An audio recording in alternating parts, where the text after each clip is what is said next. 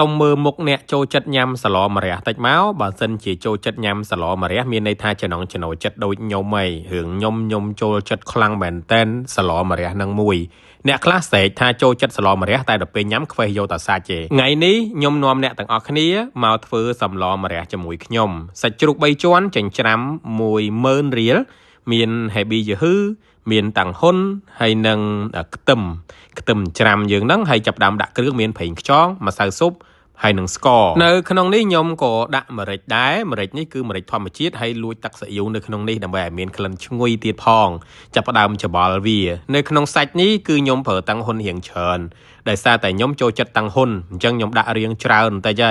ហើយបងប្អូនខ្លះគាត់ដាក់ពងទាក្លុកមួយសាច់ដើម្បីកុំឲ្យសាច់ជ្រុះក៏ប៉ុន្តែសម្រាប់ខ្ញុំដើម្បីឲ្យសាច់ជាប់ល្អអត់ជ្រុះចេញពីម្រះខ្ញុំតែងតែប្រើតាំងហ៊ុនជានិច្ចតែម្ដងនៅពេលដែលខ្ញុំចូលចិត្តញ៉ាំតាំងហ៊ុនអញ្ចឹងតាំងហ៊ុនក៏ខ្ញុំត្រូវបានដាក់ច្រើនហើយបើនិយាយពីម្រះវិញគឺមានតែ8កង់ទេ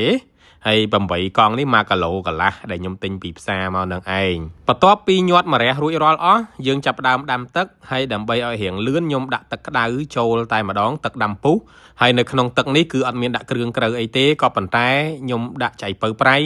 ហើយនឹងស្ពៃជូរមកគល់ផងដែរនៅក្នុងនេះហើយរំងាស់វាចោលអញ្ចឹងសម្លម្រះនេះខ្ញុំអត់បានដាក់គ្រឿងក្រៅបន្ថែមទៀតទេក៏ប៉ុន្តែដោយសារតែជាតិប្រៃហើយនឹងរសជាតិវាចេញពីសាច់ដែលយើងញាត់នៅក្នុងម្រះផង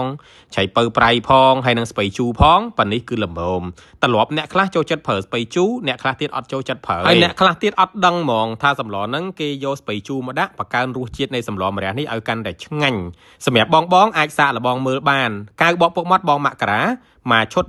$25មានឆ្នាំងរំលាយកៅមួយកៅ400ក្រាមនិងស្លាបព្រាបៀកបងប្អូនអាចតាក់ទងទិញតាមលេខ Telegram ខ្ញុំ086 94 66និង24មកបកដល់ហាងក៏បានដែរហាងបកពុកមាត់បងមករាមានទីតាំងនៅអូដឹមបកពុកមាត់ម្ដងតម្លៃ12000រៀលស្មើនឹង$3បងអាចអញ្ជើញមកបានគ្រាន់តែចូល Google Map ដើម្បីស្វែងរកទីតាំងហាងខ្ញុំវាយអក្សរខ្មែរដាក់ថាហាងបកពុកមាត់បងមករាជិះតាម location មកដល់បរិយចូលខាងក្នុងមកផ្ទះលេខ B28 រឿងសឡម្រះមួយបងប្អូនខ្ញុំអត់ចូលចិត្តនៅស្រស់ទេ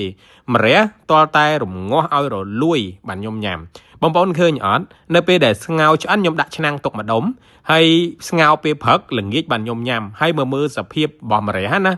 ឡើងផុយរលួយតែម្ដងអញ្ចឹងគឺខ្ញុំចូលចិត្តបែបអញ្ចឹងម្រះអត់ដល់ថ្នាក់បែកខ្ទេចទេក៏ប៉ុន្តែម្រះផុយល្អជាតិល្វីងនៅក្នុងម្រះក៏ថយបានច្រើនរសជាតិចេញពីស្ពៃជូរដែលធ្វើឲ្យទឹកសម្លម្រះនេះកាន់តែឆ្ងាញ់បងប្អូនអាចធ្វើការសាកល្បងធ្វើសម្លម្រះតាមខ្ញុំបាន